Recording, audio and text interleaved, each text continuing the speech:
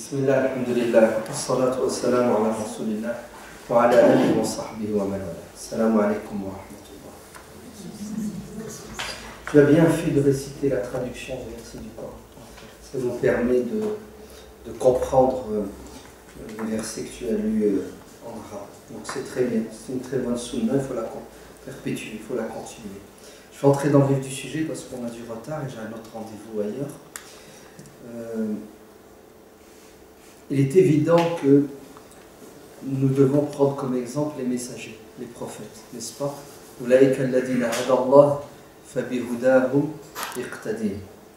Après avoir cité 18 messagers dans la sourate Al-An'am, Dieu nous dit: voici vos modèles, vos exemples, vos stars. Prenez-les comme exemple. Et quel est le propre d'un prophète? Le propre d'un prophète, c'est qu'il a été envoyé pour enseigner aux gens, pour guider les gens. En fait, il a été envoyé par Dieu pour être au service des gens. C'est le propre d'un prophète. Il pense aux autres avant de penser à lui. Il se donne, il se sacrifie pour les autres. Vous êtes bien d'accord que les prophètes sont la crème de l'humanité. Sont les meilleurs des êtres humains puisqu'ils ont été élus, ils ont été choisis et seront aussi récompensés. Donc, à nous de suivre leurs traces, d'essayer de leur ressembler au maximum. La meilleure façon de leur ressembler, c'est de faire comme eux, n'est-ce pas? Il y a certains qui pensent que ressembler au prophète, c'est s'arrêter à copier le prophète sallallahu alayhi wa sallam dans des détails de la vie au quotidien, que ce soit sa tenue vestimentaire, sa manière de s'asseoir, de dormir, de manger, tout ça a sa place, mais sachez que la chose la plus importante dans ce que le prophète alayhi salam nous a transmis, enseigné, c'est cette notion de sacrifice, de transmission de la religion.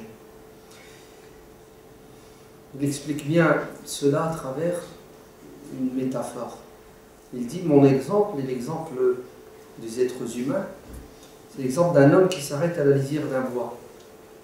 La nuit, il allume un feu. Vous savez tous que les insectes, quand il fait noir, ils sont attirés par la lumière et par la chaleur. Alors qu'est-ce que font ces insectes? Ils viennent et il se jette dans le feu. Mais cet homme, c'est quelqu'un qui a de la compassion, de l'amour. Il ne veut pas que ces insectes brûlent, meurent. Donc qu'est-ce qu'il fait? Il les repousse. Il les avertit, il les prévient du danger. Et il fait tout pour les empêcher de mourir. Malheureusement, certains ne l'écoutent pas, ne le comprennent pas, et ils vont quand même tomber dans le feu. D'autres vont être sauvés. Le prophète sallallahu alayhi wa sallam dit: cet homme, c'est moi.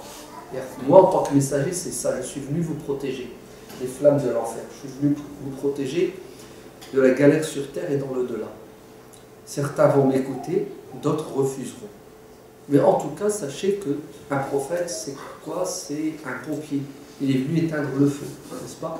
C'est un médecin, un urgentiste. Il est venu pour soigner les gens. C'est quelqu'un qui ne veut pas rester les bras croisés face à la souffrance de l'humanité. Notre prophète Mohammed sallallahu alayhi wa sallam se consumait de chagrin, il en pleurait, vous entendez? Il veillait la nuit en prière et son seul souci c'était sa communauté. Comment aider les gens? Comment sauver les gens? Il était prêt à tout faire pour sauver un être humain. D'ailleurs, il nous a dit: si vous arrivez à être à l'origine de la guidance de quelqu'un, d'une seule personne, c'est mieux pour vous que la surface de la terre, les plaisirs et les bonheurs qui existent dans la terre. C'est-à-dire, si vous voulez être l'homme le plus riche sur terre, essayez, durant votre vie, de sauver un être humain, en lui donnant, de manière désintéressée, la plus belle des choses, qui est la foi. Donc c'est ça qui doit nous animer, c'est ça qui doit nous motiver au quotidien. Rien de pire chez l'être humain si ce n'est que l'égoïsme. hein, ne penser qu'à soi. D'ailleurs, Dieu dit dans le Coran, وَمَنْ يُوقَ شُحَّ نَفْسِهِ فَأُولَئِكَ هُمُ الْمُفْلِحُونَ. Ceux qui arriveront à combattre l'égoïsme, l'avarice, hein, seront les gagnants sur terre. On a quelque chose en nous, un péché du cœur qui s'appelle Ash-Shuh. L'être humain, il est cupide, il est avare, il pense qu'à lui. Après lui, le déluge. Que les êtres humains souffrent, que l'humanité souffre, ça ne l'empêche pas de dormir. Ça, c'est un péché grave, très grave, d'ailleurs qui mène direct en enfer. Hein, vous connaissez tous le hadith de la femme qui a laissé un chat mourir et qui l'a tué. Pourquoi est-ce qu'elle est en enfer? Parce qu'elle n'a pas de pitié, elle n'a pas d'amour. Et l'inverse, une prostituée est au paradis. Pourquoi? Parce qu'elle a eu de la pitié envers un chien, lui a donné à boire. Qu'est-ce que vous pensez alors de celui qui n'a pas de pitié pour un être humain et ne fait rien pour sauver les êtres humains? Donc, le propre du croyant, du musulman, c'est de s'engager comme les prophètes étaient engagés. Ne pas être un égocentrique, égoïste, ne penser qu'à sa poire.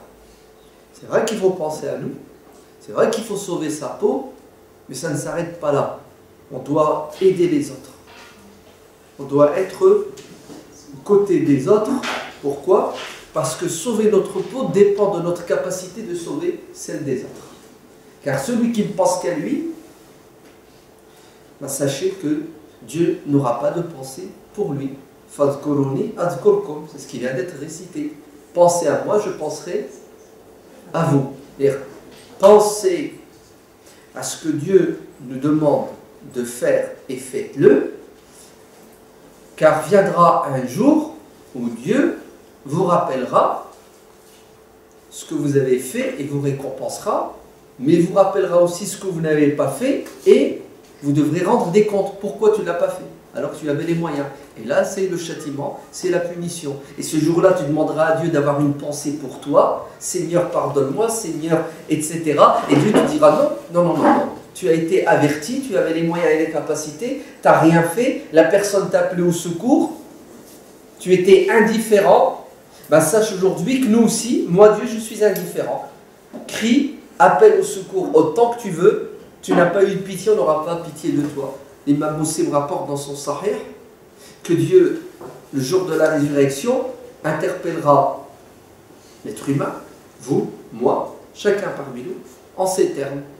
Mon serviteur, j'avais faim, tu ne m'as pas donné à manger. L'être humain, il est étonné. Comment, Seigneur, toi, tu as faim? Toi, tu n'as pas faim. Dieu ne mange pas, ne boit pas. Il a créé la nourriture, il a créé la faim. Donc, il n'est pas atteint par ces fléaux. Donc, on est étonné. On ne comprend pas la question. Et Dieu dira, un tel, ton voisin, un être humain, avait faim. Et tu le savais. Et tu avais les moyens d'alléger sa souffrance.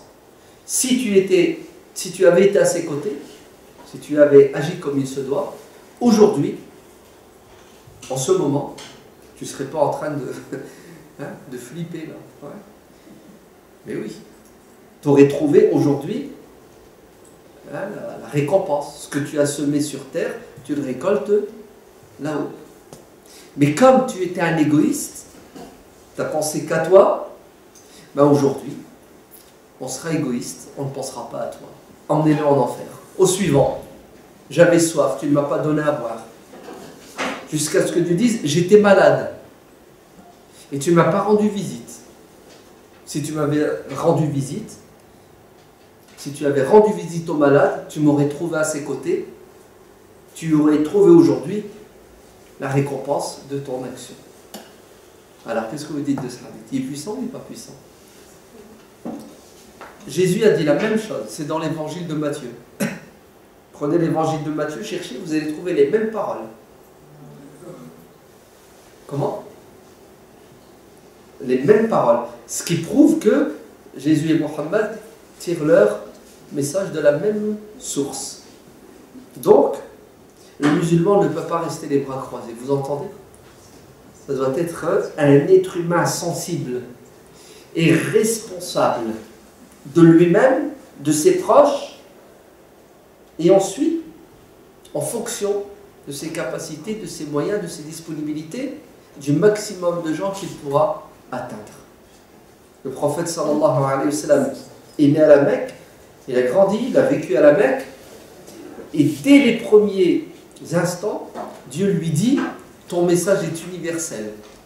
C'est-à-dire, tu dois avoir une pensée non pas pour ta famille, ton clan, ta tribu, pour les Arabes de l'Arabie, mais ta pensée, c'est pour l'humanité tout entière. Et oui, un message universel de tout temps pour tout le monde, parce que, écoutez, on doit être à l'image de Dieu, tout simplement. Dieu est miséricordieux envers tout le monde. Dieu donne à tout le monde. Ben nous devons être miséricordieux et donateurs. Nous devons être généreux. Dieu nous a donné, on doit donner. Et si on prive les autres, Dieu nous privera. Et s'il ne nous prive pas sur terre, sachez que c'est un piège. On s'enfonce tout simplement.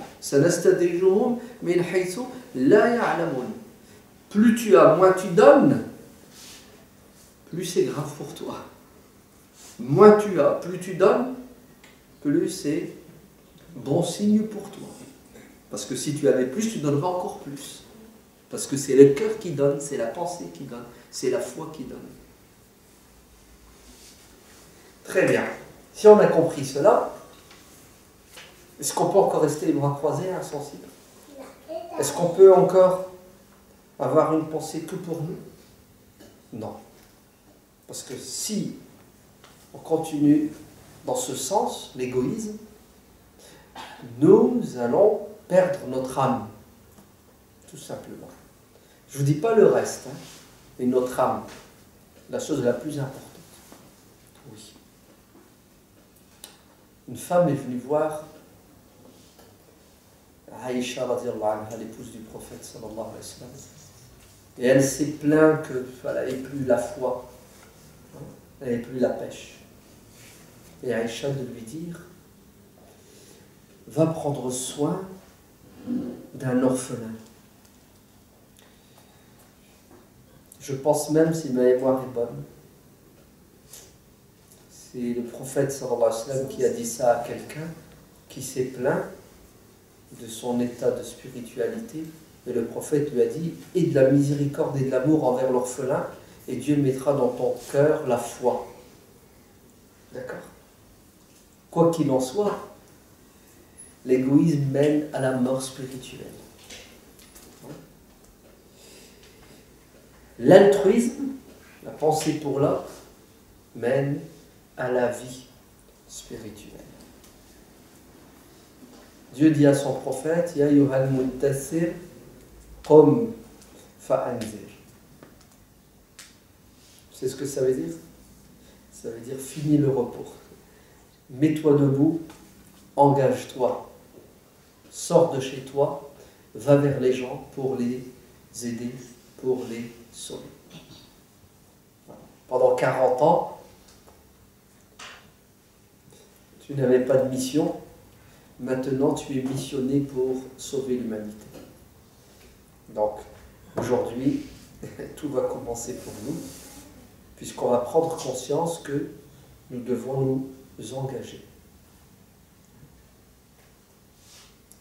Lisez le Coran, cherchez à le comprendre, et vous allez voir qu'en filigrane, tout au long du Coran, il y a une notion qui va vous accompagner dans cette lecture. C'est la notion de l'effort et du sacrifice. En arabe, dans le langage coranique, on dit al-jihad. Ça ne veut pas dire la guerre sainte. Ça, c'est une traduction erronée, malsaine, qui a pour objectif de nous faire croire et de faire croire à tout le monde que l'islam est une religion belliqueuse qui est venue pour donner la mort. C'est tout à fait le contraire. Il est demandé aux musulmans de faire des sacrifices pour donner la vie aux autres. Il est demandé aux musulmans de se priver de ce qui n'est pas fondamental, dans la majeure partie des cas, pour donner aux autres ce qui est impératif. le goût de vivre, l'amour de la vie. Ça s'appelle le jihad, le sacrifice, l'effort. Ya ayyuhalladhina amanu jahidu bi amwalikum wa anfusikum. Ô vous qui croyez en l'au-delà, la récompense, le paradis, l'enfer, le jugement, qu'est-ce que vous devez faire? La prière? La prière? Oui, ça va? On est d'accord? Personne ne conteste? Personne ne remet en question? Le jeûne? Le jeûne, ça va? Regardez. Vous savez, on a intégré. Hein. Oui, la prière, c'est évident. Parfois, c'est une porte ouverte. Le jeûne, on ne discute pas ça. Hein. Le même Coran qui nous appelle à faire la prière en disant « Ô vous qui croyez, faites la prière. Ô vous qui croyez, accomplissez le jeûne. » Vous savez ce que dit le Coran? « Ô vous qui croyez, allez-y, faites-le. » C'est quoi cette chose qu'il faut faire? Le sacrifice. Faites des efforts. Donnez. Ya ayyuhalladhina amanu. Abdullah ibn Abbas a dit, quand vous entendez Dieu dire dans le Coran, ô vous qui croyez, c'est-à-dire qu'il nous interpelle, oh, je te parle, tendez l'oreille, dit Abdullah ibn Abbas, tendez l'oreille, car de deux choses l'une ou l'autre, soit Dieu va vous inviter à faire quelque chose d'utile et de bon pour vous, ou soit il va vous avertir en vous disant de vous éloigner de quelque chose qui est mauvais pour vous. Dans les deux cas de figure, vous n'avez rien à craindre. Dieu ne va vous appeler que pour ce qui est positif. Donc Dieu nous dit, Ya ayyuhalladhina amanu, ô vous qui croyez, donc il faut en avoir de la foi hein, pour comprendre, entendre et agir. Parce que si tu n'as pas la foi, tu ne le fais pas. Moi je te dis d'avance, si tu n'as pas la foi, tu ne donneras pas 1 euro. C'est normal, parce que ton esprit matérialiste, qu'est-ce qu'il va te dire? Pourquoi je vais donner à l'autre? Pourquoi je vais me priver pour que l'autre ait? Déjà, est-ce que l'autre il me donne pour que je lui donne? Le business. Ouais. C'est vrai, c'est matériellement parlant, c'est comme ça que ça fonctionne, d'accord? Ouais. Et puis entre nous, autant que je garde, comme ça, je profite. Ouais. L'être humain il est comme ça, malheureusement. Vous entendez? Mais celui qui croit, vous savez ce qu'il fait? Il est plus intelligent, il voit plus loin. Il dit, je donne, excusez-moi, mais on va quand même l'appeler, c'est aussi un investissement et un business. Ben oui, je donne pour avoir mieux, mais pas sur terre, pour avoir mieux. Alors, je viens de me tromper, c'est faux. Tu vas avoir mieux même sur terre, hein, d'accord? Ne serait-ce que avoir la bonne conscience. Ah, je dors bien, j'ai fait du bien aujourd'hui. Rien que ça, en soi, c'est un gain inestimable. Et c'est vrai, hein, quand on fait du bien, oh, on est bien dans sa peau après. Hein, tu as une satisfaction, tu as une certaine paix intérieure, Donc, en fait, on est plus intelligent que le matérialiste égoïste qui ne veut rien lâcher, mais qui veut tout prendre. Nous, on donne, non, on investit. C'est un investissement. Je donne pour avoir. Pour avoir quoi? Pour avoir la paix de l'âme et pour avoir le paradis dans l'au-delà. Vous entendez? Voilà, c'est aussi simple que cela. Mais il faut y croire hein, en l'au-delà. Ouais. Le prophète sallallahu alayhi wa sallam dit tous les matins, il y a 2 anges qui prennent la parole dans l'univers. Il n'y a que les sourds qui n'entendent pas, ceux qui n'ont pas la foi. Mais ceux qui en ont la foi entendent le cri des anges. Vous savez ce que disent les 2 anges? Il y en a un qui dit Seigneur, donne à celui qui donne. Et l'autre il dit Seigneur, prive celui qui prive.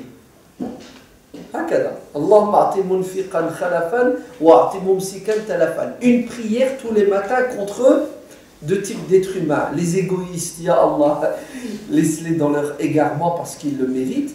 Et les généreux, accompagne-les et donne-leur encore plus qu'ils n'ont donné.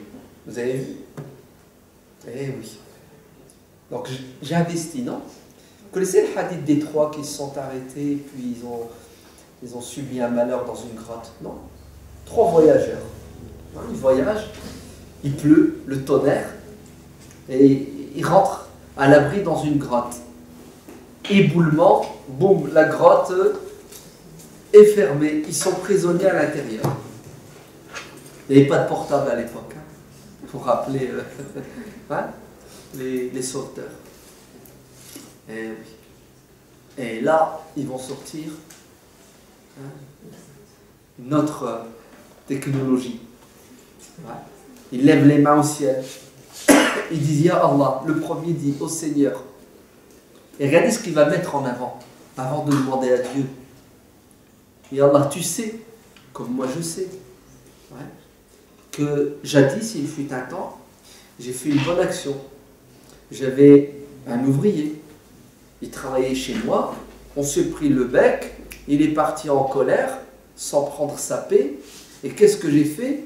J'ai mis de côté son argent et je l'ai fait fructifier. Et des années plus tard, il est revenu, il m'a réclamé sa paix. Et qu'est-ce que j'ai fait? Ben, je lui ai sorti beaucoup plus qu'il ne pensait, parce que j'ai fait fructifier son argent. Il m'a dit, ben non, c'est pas ça que tu me devais. Tu me devais 500 € et là tu me donnes 5 millions d'euros. Je dis, oui, oui, ton argent, je l'ai fait fructifier. Et il lui a tout donné. Allez, franchement, c'est beau, non? Vous vous rendez compte? En plus, il n'était même pas sûr qu'il allait revenir un jour. Hein. Ouais. Donc, il l'a fait de manière purement désintéressée. Et il faut y croire quand même. Hein. Seigneur, j'ai fait ça parce que c'est ma foi, c'est ma conscience qui me l'a dicté. Je crois en toi. Je sais que celui qui fait du bien, un jour ou l'autre, il rencontrera le bien. Alors, ya Allah, je suis dans une galère là. Ouais, t'as bien vu. Je vais mourir de faim et de soif ici, c'est terrible. Si tu peux m'aider à sortir d'ici, j'ai semé il y a quelques années, je voudrais récolter. Vous avez vu? Et le rocher va bouger, mais pas suffisamment. C'est pour ça qu'il ne faut pas être seul. Il faut être à plusieurs. Parce que peut-être que ce que tu as fait, ce n'est pas suffisant. Mais si on est à 3 à faire, l'union fait. Vous avez vu? L'engagement individuel, l'engagement collectif. Seul, ton bien n'est pas suffisant. À 3 fois un bien égale 3 biens. Et là, on peut s'en sortir. Le deuxième prend la parole à mon tour. Ouais. Ya Allah, tu sais et je sais que jadis, j'ai fait un bien. Et tu as dit que celui qui fait du bien rencontrera le bien. Et là, je suis dans la galère. Donc, je voudrais voir les fruits et les résultats de mon bien. Sors-moi de cette galère. Il met en avant. Et lui, il avait des parents. Et il avait le souci, le soir, quand il revenait du boulot, avec son troupeau, il s'arrêtait d'abord chez ses parents, il leur donnait à boire le lait de ses chamelles, il prenait soin de sa mère et de son père, et ensuite il allait chez lui, sa femme et ses enfants. Et un jour, il est rentré trop tard, ses parents, fatigués, se sont endormis, et quand il est arrivé, il a trouvé la scène, papa et maman dorment, c'est ce qu'il a fait. Il est resté au chevet de son père et de sa mère, toute la nuit, éveillé, en attendant qu'il se réveille, car il avait peur de rentrer chez lui, que ses parents se réveillent et ne trouvent pas ce qu'ils avaient l'habitude. Il considérait que ce serait pour lui un péché. Et ses parents se sont réveillés, ils l'ont trouvé, il attendait. Il leur a fait ce qu'il avait l'habitude de faire. Seigneur, t'as vu comment j'étais? Ma femme et mes enfants passaient après mes parents. C'est beau, c'est puissant, vous ne trouvez pas que c'est magnifique? Ya Allah, sauve-moi de cette galère. Et le rocher va bouger à nouveau, mais pas assez. Voilà, il faut un troisième. Et plus on est nombreux à agir, à faire le bien, plus nous allons sauver de gens. Ouais. Et le troisième, c'était quoi? C'était, j'avais une cousine. Oh, je l'aimais bien. Je voulais me marier avec elle. Manque de peau, ça n'a pas marché. Elle s'est mariée avec quelqu'un d'autre. Puis après, elle est tombée dans la galère et la misère. Elle est venue frapper à ma porte pour avoir de l'argent. Et là, j'en ai profité.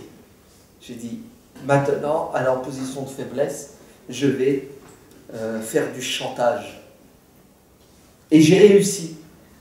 Et au moment où j'allais passer à l'acte, je me suis dit, c'est grave ce que je fais. C'est pas bien. C'est honteux. Ça se fait pas. Alors je lui remets l'argent, je lui dis va chez toi, rentre chez toi. Seigneur, tu as bien vu, qu'est-ce qui m'a retenu? C'est la foi, c'est la crainte. Et qu'est-ce qui m'a poussé à lui donner? C'est l'espérance et la miséricorde que j'avais envers cette personne. Et Allah, sort-moi de cette galère. Et le rocher va tomber et ils vont sortir. Qu'est-ce qui a sauvé ces personnes? C'est un bien qu'ils ont fait jadis. L'addition et la multiplication des bonnes actions facilitent la résolution des problèmes. Plus on est nombreux à agir, plus nous conjuguons nos efforts et nos forces, plus on sauve notre peau et plus on sauve la peau des autres. Donc quelque part, en vérité, non, je le dis juste pour qu'on se comprenne, on est un peu égoïste nous aussi, mais c'est un égoïsme positif, c'est ça? Ouais, c'est-à-dire, j'aide les autres, je leur fais du bien, mais en vérité, j'attends quelque chose en retour, mais pas de eux. J'attends quelque chose en retour de quelqu'un d'autre. Innama nut'imukum liwajhillahi la nuridu minkum jaza'an wala shukura. Je vous donne à manger, je vous aide pour plaire à Dieu. Je n'attends de vous ni remerciement ni retour matériel. Mais en fait, j'attends quelque chose, mais pas de vous. J'attends quelque chose de quelqu'un d'autre. D'accord? C'est ça la différence. L'égoïste matérialiste, il attend un retour de la personne, et s'il peut l'exploiter, il l'exploite, il profite d'elle. Et moi, entre guillemets, l'égoïste spiritualiste, c'est ça? J'attends un retour de Dieu, et c'est noble, et c'est beau, et c'est positif.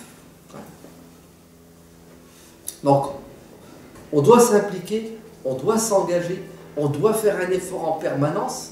Comme Dieu nous demande de faire la prière, le jeûne, etc., ben il nous demande de donner. De donner quoi? De donner deux choses que nous aimons, deux choses pour lesquelles nous vivons. Vous savez qu'est-ce qu'on aime? Ben, on s'aime soi-même, ouais. D'accord? Ok. Et deuxièmement, on aime ce qui nous permet de prendre soin de nous-mêmes, c'est-à-dire l'argent. L'argent, c'est un moyen pour atteindre un objectif qui est le bien-être matériel, donc le bonheur. Ah ben Dieu nous dit Jahidou bi amwalikum, vos biens, vous allez les partager, et c'est pas suffisant, bi anfusikum, c'est-à-dire vous-même, vous aimez vous-même, ben, tu vas donner une partie de toi-même, c'est-à-dire tu vas donner une partie de ton temps, une partie de ton corps, une partie de tes capacités intellectuelles, psychologiques, et une partie de tes biens, que ce soit l'argent ou un autre bien matériel. Bref, en tout cas, tu vas être quelqu'un qui vit pour toi et pour les autres. Et tu vas être quelqu'un d'intelligent qui va essayer de t'investir, non pas seul, mais en groupe pour être encore plus efficace. C'est clair? Très bien. Dites-moi alors maintenant, pourquoi, si c'est si clair que ça, il y a un blocage? Pourquoi on n'agit pas? Pourquoi on ne se met pas au travail? Pourquoi on ne s'engage pas? Qu'est-ce qui nous freine? Qu'est-ce qui nous empêche de mettre en pratique? La prière, on l'a fait, on l'a fait, on l'a fait. Ramadan, c'est bientôt. Même s'il fait 40 degrés au mois de juillet, au mois d'août, on va le faire, on ne va pas le faire, on va le faire. Là, tout ce que je viens de dire, c'est logique, c'est beau, c'est bon, c'est utile, etc. Et vous allez voir que, pour beaucoup, ça restera lettre morte. Qu'est-ce qui se passe? C'est quoi l'obstacle? C'est quoi le mur qu'il faut franchir? Ben, Dieu répond dans le Coran, il nous le dit.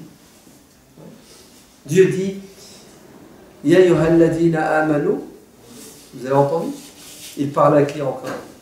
Aux croyants. Malakum, qu'avez-vous? Qu'est-ce qui se passe? Pourquoi? Idha qila lakum infiru fi sabilillahi issaqaltum ila al-ard. Pourquoi lorsqu'on vous dit debout, au travail, engagez-vous, sacrifiez-vous, faites des efforts, donner. C'est clair. Pourquoi, quand vous êtes invité à vous engager, vous devenez lourd? C'est-à-dire vous avez du mal. La pesanteur. La loi de la pesanteur, elle change. T'invites le mec à, je sais pas, viens, on va faire une sortie Disneyland. Oh, tout le monde court. On est léger, on trouve du temps, on déplace les rendez-vous. Vous avez compris? C'est vrai, hein, c'est bizarrement, tu fais le contraire, tu appelles les gens, bon, venez, on va aller rendre visite à des personnes âgées dans un hospice, on va passer l'après-midi avec elles, on va parler avec elles, on va leur offrir des gâteaux. Tiens, j'ai rendez-vous, mon père il m'appelle, mon chat est malade, mon chat est mort. 1001 obstacles et excuses. Qu'est-ce qui se passe? Pourquoi est-ce qu'il y a quelque chose qui nous tire vers le bas quand il s'agit de quoi? De nous sacrifier.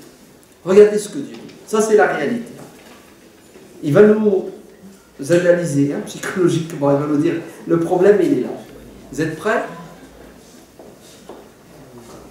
Araditum bil hayati dunya min al-akhirah. Voilà, le nœud du problème. Tout tourne autour de ça. Vous préférez la vie d'ici-bas à l'au-delà.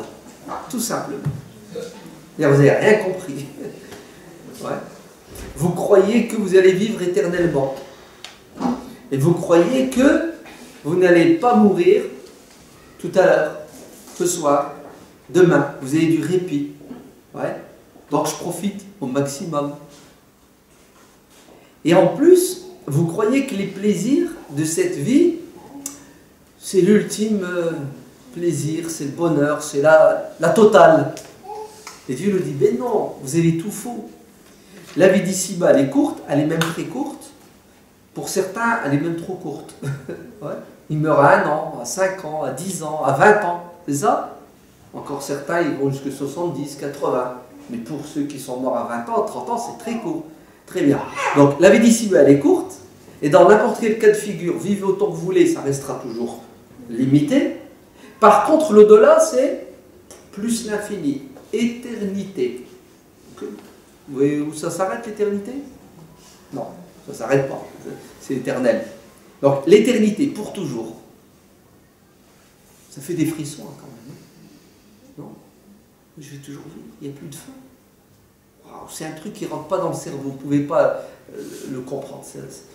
On est limité et c'est un truc illimité. Donc, ça ne rentre pas. Cherchez pas, vous allez devenir fou. C'est vrai. Il y a des choses, tu ne peux pas, avec ton cerveau, les atteindre. Cherchez pas à savoir Dieu, comment il est, etc. Vous n'arriverez pas, parce que Dieu est illimité. L'éternité, vous ne cherchez pas à savoir. Hein? Hein? Essayez de compter sans vous arrêter. Ben, vous allez mourir, vous n'aurez pas fini. Donc, cherchez pas. C'est trop beau quand même, c'est trop puissant. C'est éternel. Donc, vous vous êtes trompé en croyant que la vie d'ici-bas est meilleure que celle de l'au-delà. Vous avez tout faux. L'au-delà est meilleur, ne serait-ce que pour une raison, c'est éternel, ça ne s'arrête pas. Alors qu'ici, dans n'importe quel cas de figure, ça s'arrête.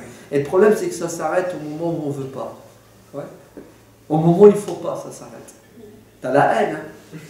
Ah non, attends, tu as 25 ans, tu viens d'avoir ton diplôme, tu as déjà une promesse d'embauche, le mariage c'est dans 3 mois, tu as eu l'appartement, tu as tout ce qu'il faut, et tout d'un coup, stop! Il se passe quoi?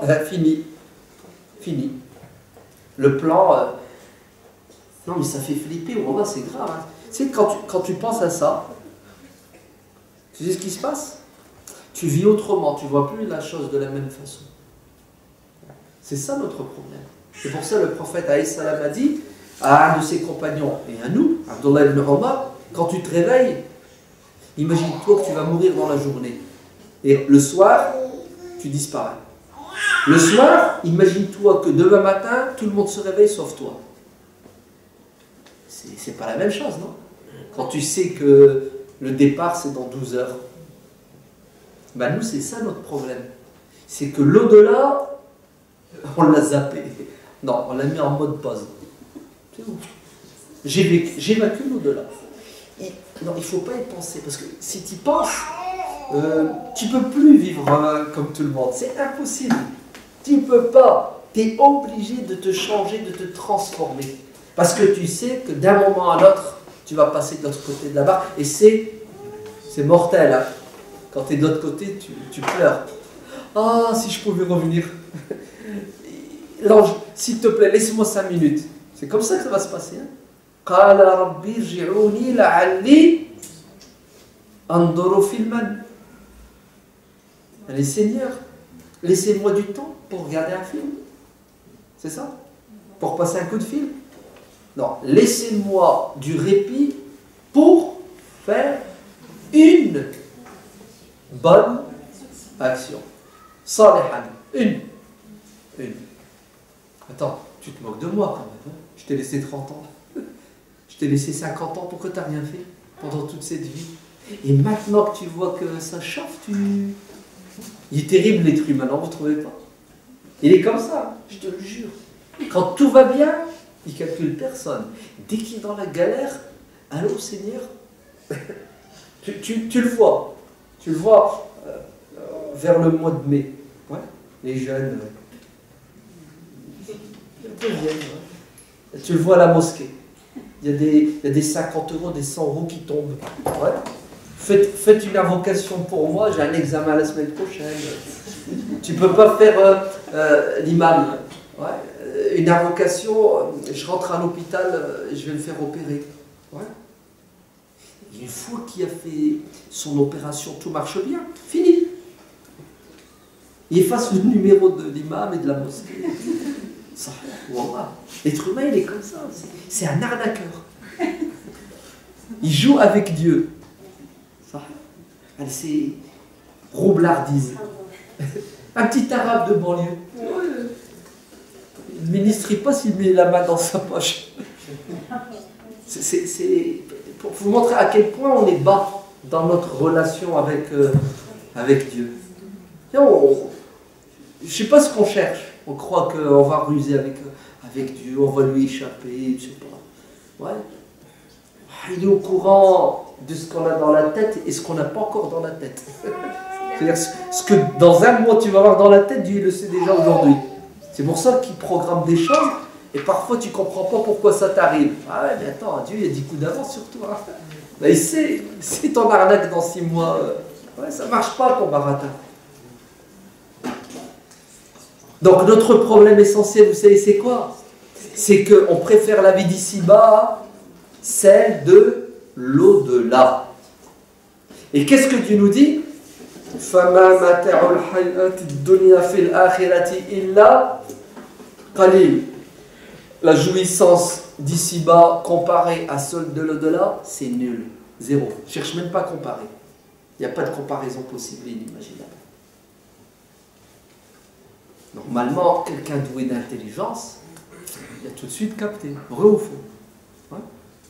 Si je te dis, viens, il y a un boulot, tu travailles 24 heures sans dormir, hein, pendant un mois, et je te donne 1000 euros. Tu fais quoi? Tu vas porter plainte direct, au prud'homme. Ouais. Il exploite le mec. L'inverse, je te propose un boulot, 1 heure par jour, pendant un mois, 10 milliards d'euros. Tu fais quoi? Bah, tu souris déjà. Ouais, tu es content. Tu dis c'est magnifique, c'est sûr. Et tu le dis à personne. Ah bah ouais. Imagine s'il y a de la concurrence. Et tu gardes tout pour toi. Vous avez vu l'être humain comment il est? Bah, c'est exactement ce que Dieu nous dit. Oh, ce que je vous propose, c'est meilleur que ce qui est à votre disposition. Réveillez-vous. Le choc, il va être terrible.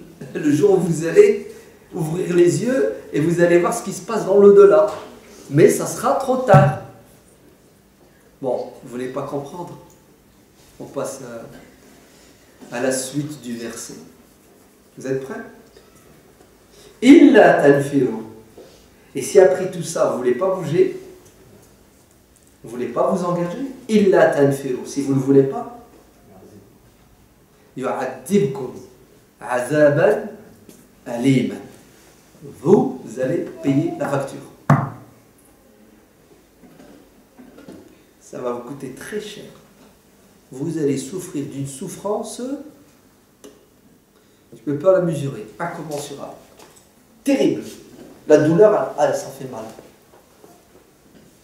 Et, en plus, وَيَسْتَبْدِلْ قَوْمًا غَيْرَكُمْ. C'est-à-dire, si vous ne voulez pas, vous allez galérer.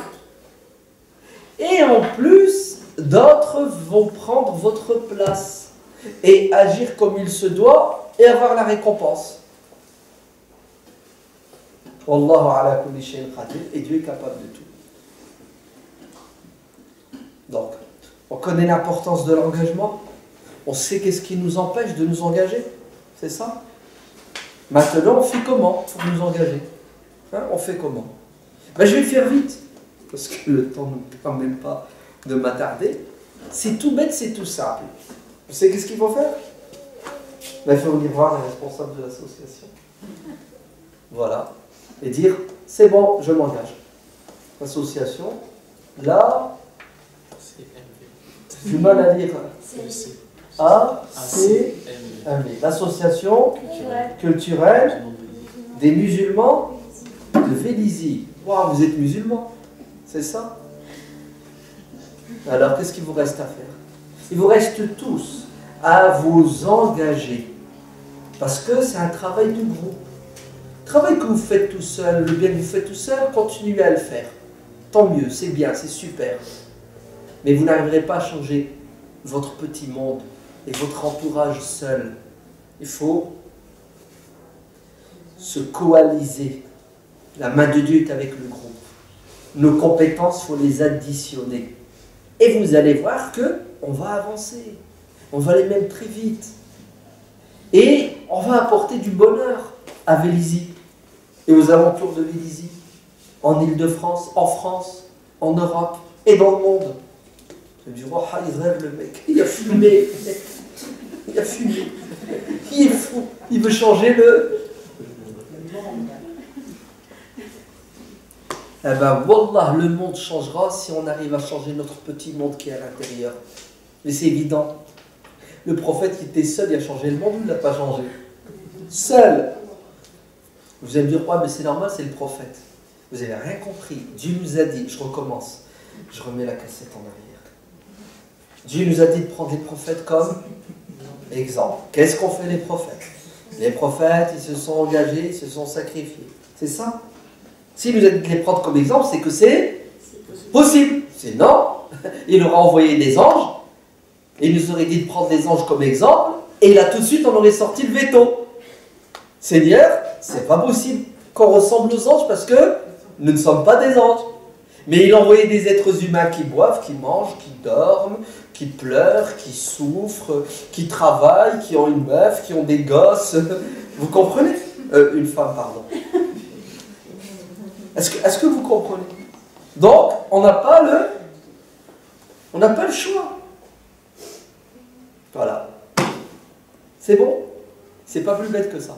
Une fois que vous allez intégrer l'association, qu'est-ce que vous allez faire? Bon, ça, c'est plus mon problème. C'est vous qui, avec votre petit cerveau, allez mettre en place une stratégie, des activités, pour vous, pour les autres, tout doucement. Et dans 30 ans, on se reverra.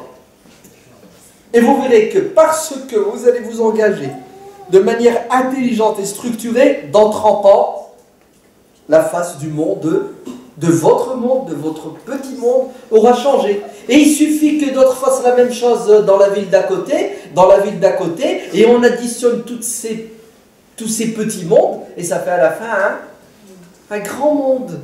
Mais voilà. Vous voyez que le monde, on peut le changer. Mais il faut y croire quand même. Franchement, il faut y croire. Je ne sais plus comment il s'appelle. Je crois que c'est George Washington. C'est lui le premier président des États-Unis, non? C'est lui, George Washington. George Washington, il est président. Il attrape un mec, un de ses généraux de l'armée. Ils ont fait la guerre d'indépendance. Un général, comment il s'appelle? Je ne sais plus. Bref, un général. Et vous savez ce qu'il lui dit? J'ai une mission pour toi. Il lui dit laquelle? Il lui dit les États-Unis d'Amérique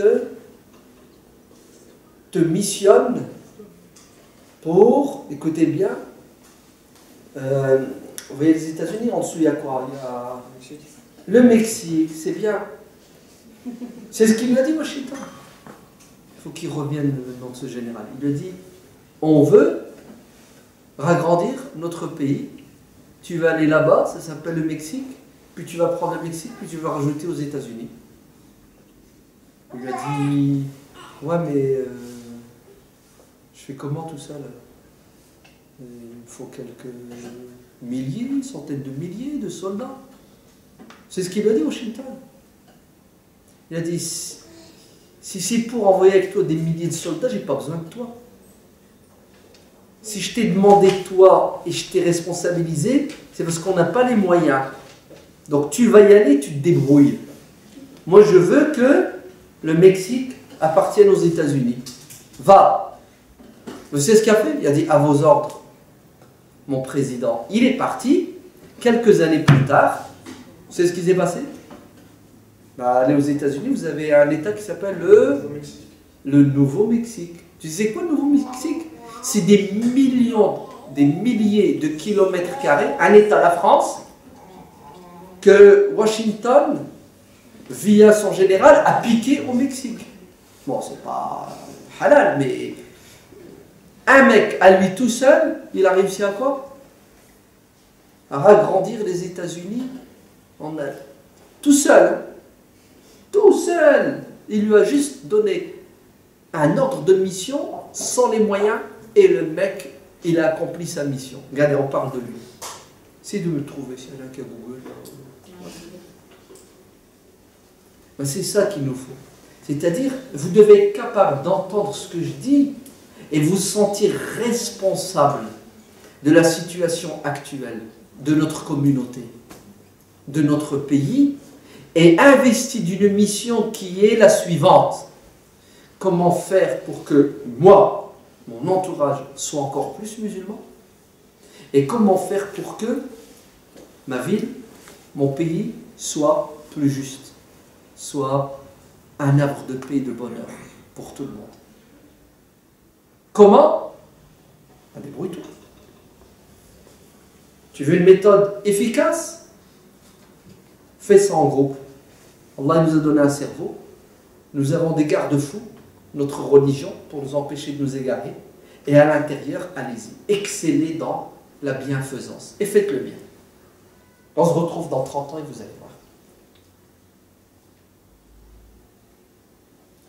Waouh, votre silence me fait peur. Non?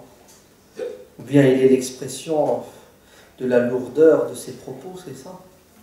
Oh punaise, il vient de nous responsabiliser, il vient de nous demander de porter un fardeau qui est très lourd. Ouais. Oui. Comme fa'anzir. À partir d'aujourd'hui, tu te mets debout. Ouais. Tu quittes ton divan, c'est ça? Tu quittes ton fauteuil, ton sidéré. Ouais. Et tu bosses. Allah, si on donnait le même temps à l'association que le temps qu'on donne au foot, c'est à regarder du foot. Ouais. On va regarder les films à... Vous voyez quoi? La première saison, la deuxième, la troisième. J'arrive jamais à le retrouver. Il y a un truc, je crois qu'ils sont à la 8e saison. C'est l'après-midi à 13h45. Quand les mamans ont déposé leurs gosses à l'école. Et que... Comment?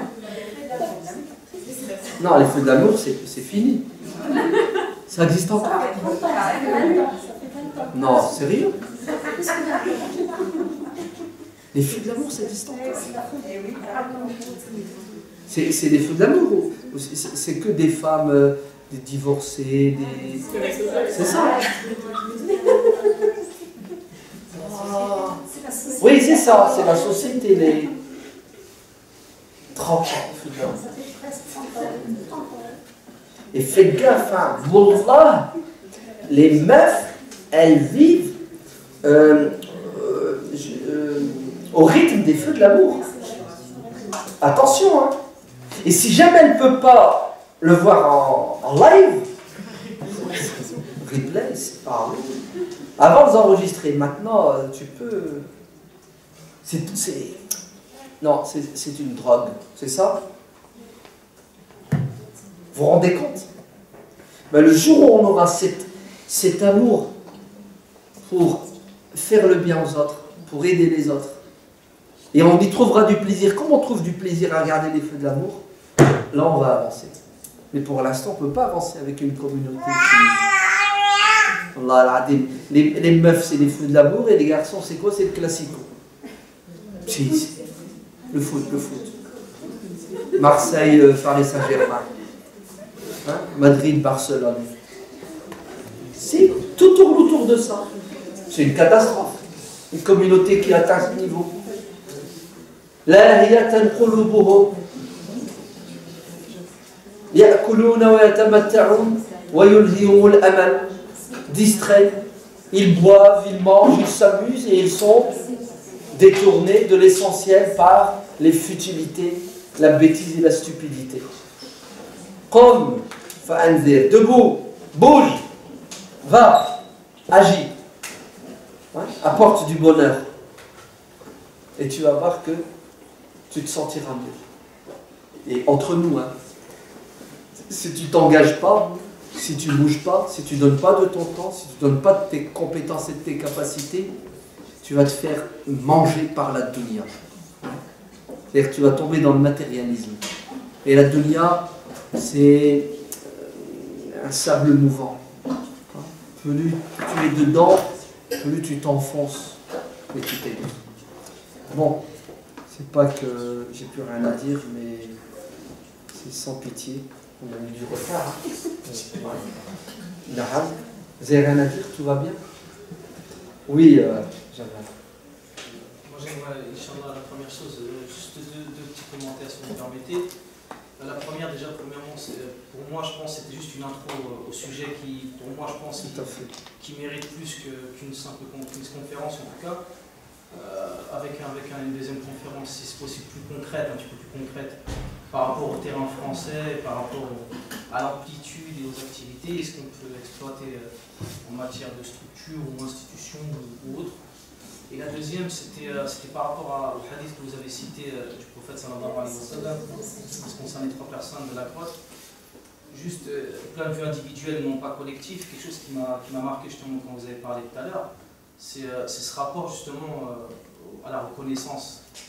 Parce qu'on va avoir ce contact avec Allah Ta'ala, on a très tendance, lorsqu'on fait l'invocation, justement à faire le contraire, à ne pas mentionner des choses que nous on a faites, au contraire à mentionner les choses, les bienfaits qu'Allah a eu sur nous justement. On ne verra jamais demain après-demain nous, on ne verra jamais quelqu'un nous faire du bien et lui balancer à la figure, ouais, bon, moi je t'ai fait telle chose, pour avoir justement encore plus de bien. Et ce hadith, je trouve qu'il est extraordinaire parce que le prophète sallallahu alayhi wa sallam, il nous informe une chose incroyable, il nous informe que non seulement il faut invoquer quand on est dans la panade ou pas, mais qu'en plus on n'invoque pas juste en mentionnant les bienfaits d'Allah sur nous, ce qui serait normalement la chose naturelle à faire, mais qu'au contraire, on peut, et non seulement c'est pas qu'on peut, qu'on n'a pas la permission, mais que le prophète sallallahu alayhi wa sallam, par ce hadith, il nous encourage à mentionner nos œuvres pour qu'Allah continue son bienfait tout en sachant que nos œuvres, elles ont été ni plus ni moins qu'un tawfiq d'Allah. Tout à fait. Oui, exactement. Il y a des savants qui expliquent le hadith comme ça en disant il faut mettre en avant.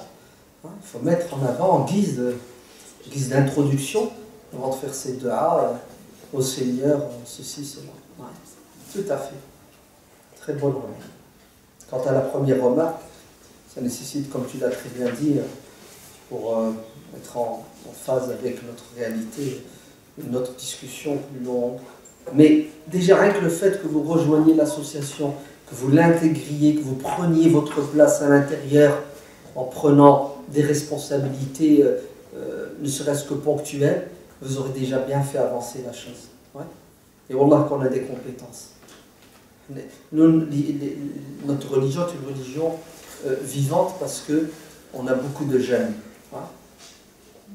C'est clair et net. Hein. Allez, aujourd'hui, dans n'importe quelle mosquée, le vendredi, mettez une caméra cachée, même pas une caméra, et vous allez voir que la majorité de ceux qui vont sortir de la mosquée sont des jeunes. Hein, ils n'ont pas des personnes âgées, ce qui prouve qu'il y a de l'avenir. Mais il faut que ce soit une jeunesse responsable, d'accord, qui se sente investie d'une mission. Donc, Allah, allez-y. Si vous ne donnez pas de votre temps et de vos compétences maintenant que vous êtes jeune, je ne sais pas si vous allez le faire quand vous serez plus âgé. C'est maintenant qu'il faut le faire. C'est maintenant qu'on a du temps. qu'Allah vous donne la force. Et juste une petite vérité. Que vous engagiez ou non, la vie elle passe quand même. Ouais.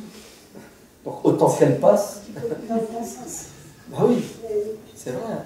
Moi, ce qui parfois, je suis un être humain comme les autres, parfois tu as des coups de blues, parfois tu en as marre, surtout quand tu vois les Arabes comment ils sont, tu as envie de te suicider, tu te dis punaise.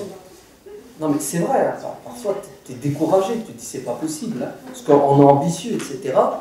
Après je me dis attends, tu vas te calmer, tu as compris, tu vas continuer à faire ce que tu fais, parce que si tu arrêtes de le faire, la vie elle va passer, et dans les deux cas de figure tu vas mourir.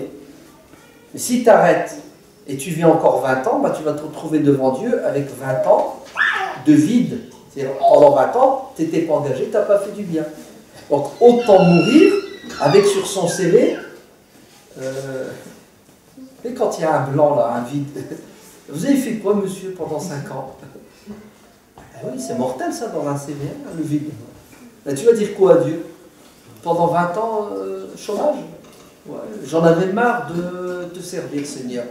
Ouais, j'en avais marre de faire le bien. Oh, ah là, le péché. T'en as marre de servir Dieu, t'en as marre de faire le bien. En fait, ce qui nous pousse à désespérer, à baisser les bras, c'est qu'on est pressé, on veut la récompense tout de suite, on veut le résultat tout de suite, et parfois on ne fait pas les choses pour Dieu. On les fait pour nous-mêmes ou pour les gens. Et comme on n'est pas satisfait, on a envie de jeter l'éponge. Mais celui qui fait pour Dieu, il est désintéressé, il sait que dans n'importe quel cas de figure, le bénéfice, il est garanti, pas quand il veut, mais quand Dieu le veut. D'accord. Là, que Dieu vous garde. Vous n'avez plus rien à dire? Non? Oui?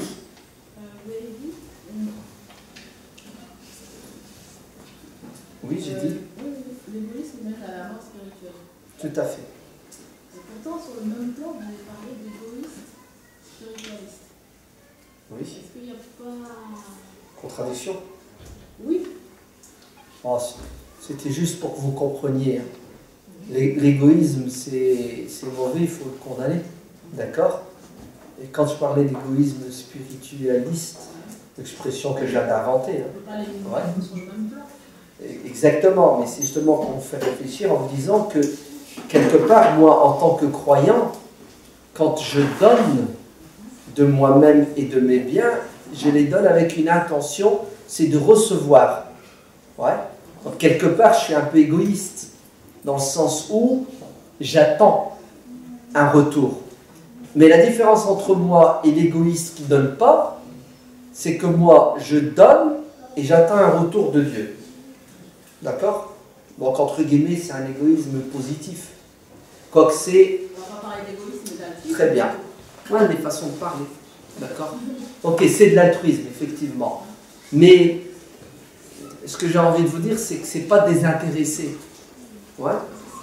Ouais, quand je vous aide, quelque part, j'ai un objectif, j'ai un intérêt. Ok? Je donne pour que Dieu me donne. Et ça, c'est magnifique, c'est super. Parce que l'autre, il ne donne pas du tout.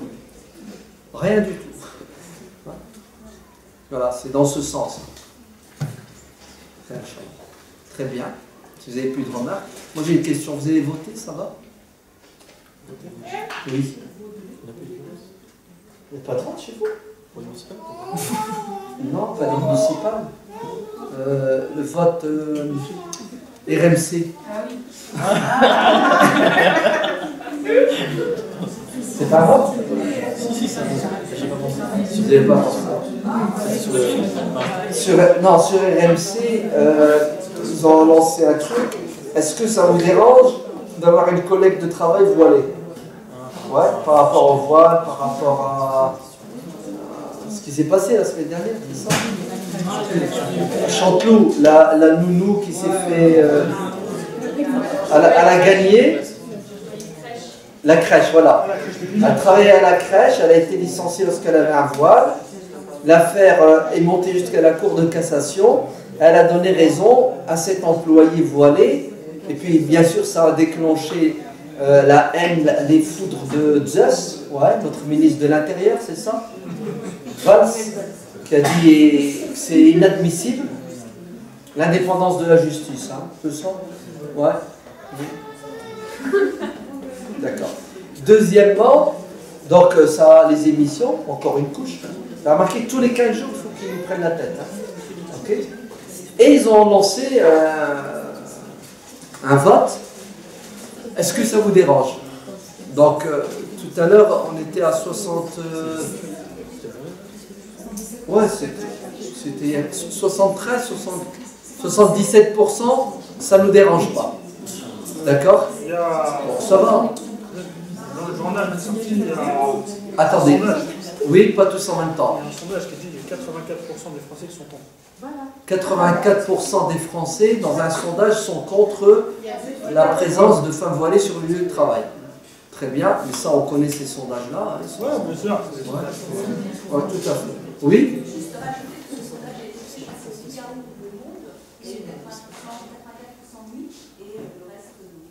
Oui. Il faut savoir que ça a été fait en journée. Ils ont bien ciblé le moment où les gens travaillaient, pas forcément disponibles. Tout à fait. Voilà. Ouais. C'est un sondage qui a été commandé à nouveau par... Oui, oui, bien sûr. Et voilà à quoi est réduit notre pays. Vous avez compris? 4 millions de chômeurs ou 5 millions, je ne sais plus où on en est. 10 millions, c'est ça, de sans-abri, d'SDF, de mal logés. Et regardez ce qui préoccupe nos intellectuels et nos hommes politiques. C'est ça? Comment? C'est pour faire diversion. Sur les vrais sujets. Voilà. Ça s'appelle une arnaque. Ça s'appelle de la manipulation. Ça s'appelle de la propagande. C'est du Goebbélisme. C'est ça? Goebbels. Voilà. Tout à fait.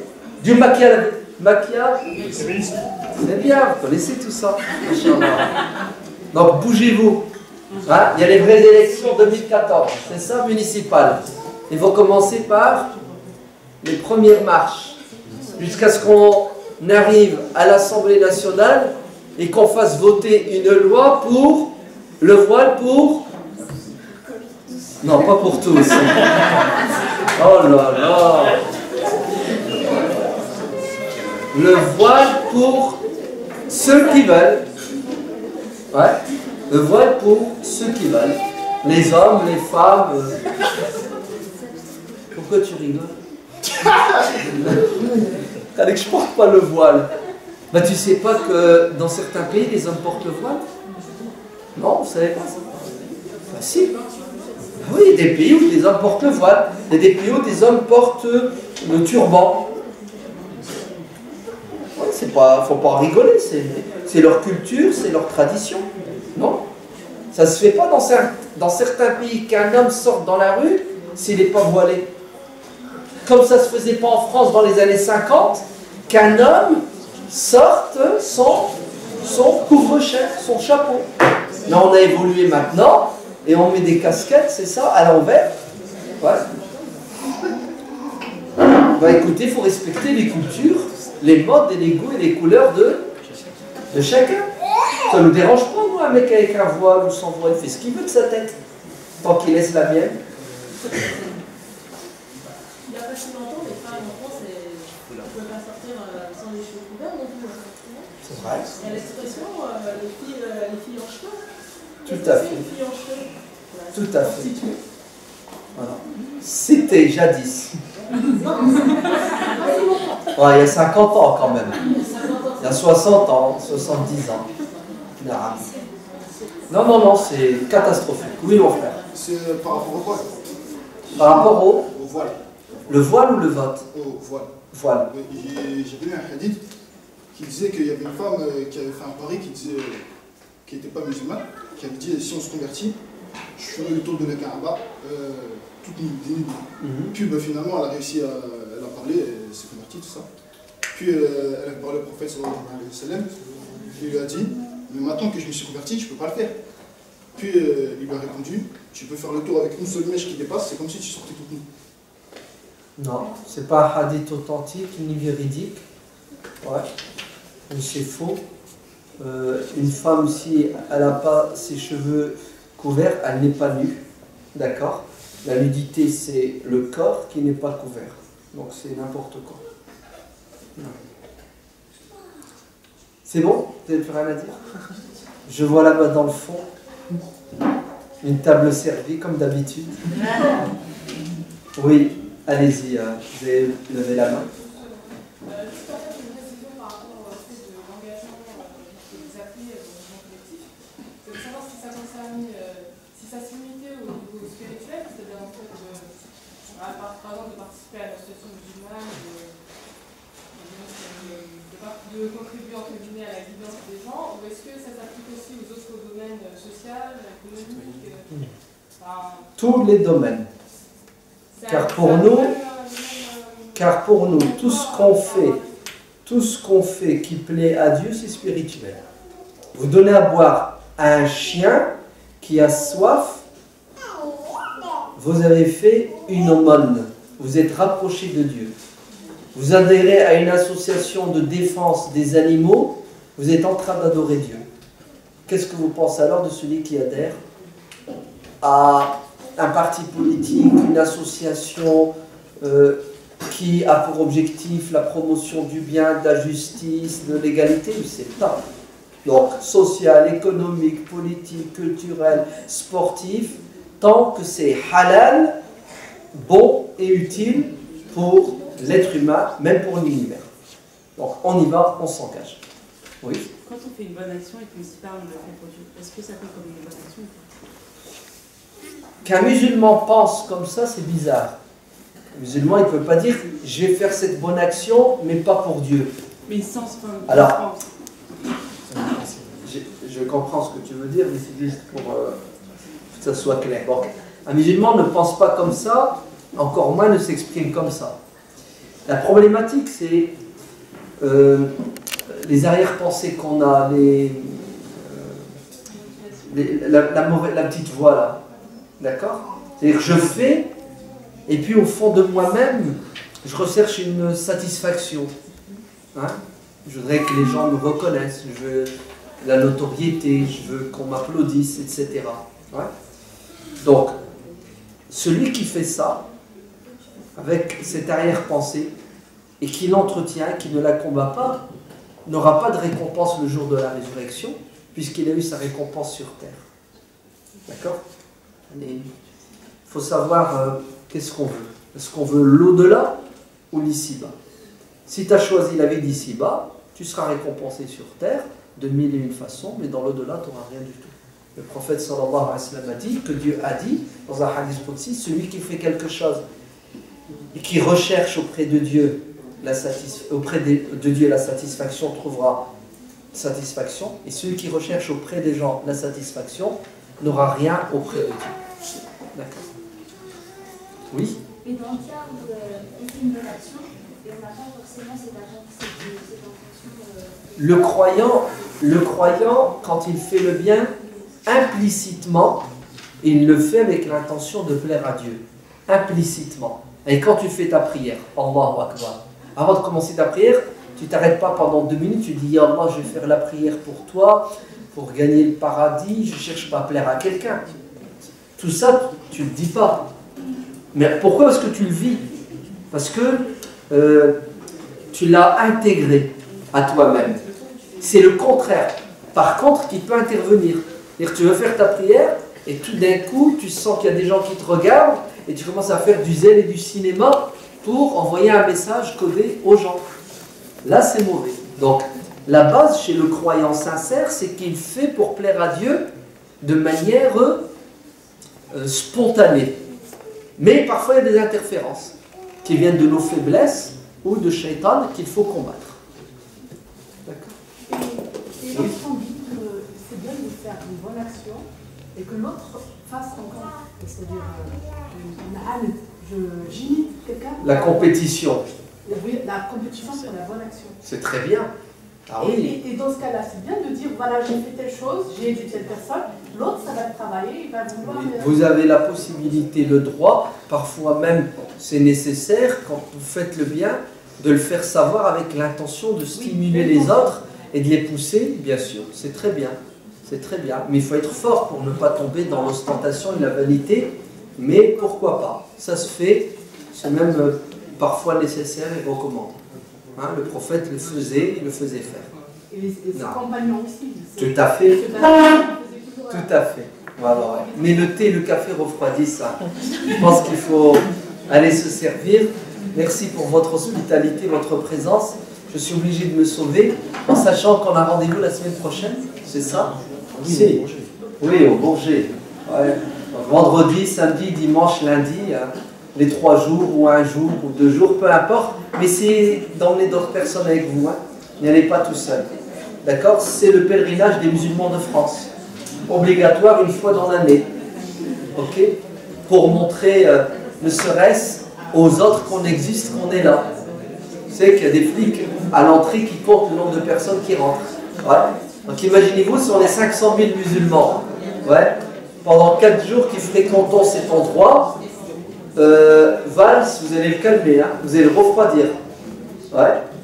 Et on n'a pas encore saisi l'importance du travail en groupe et de l'implication dans des activités comme celle-ci. Donc Allah yabarak fikoum, allez au Bourget ne serait-ce que pour augmenter le nombre de personnes. On est d'accord? Mais sinon il y a d'autres avantages. Wallahu a'lam, walhamdulillah, wassalatu wassalamu ala rasulillah, subhana rabbika.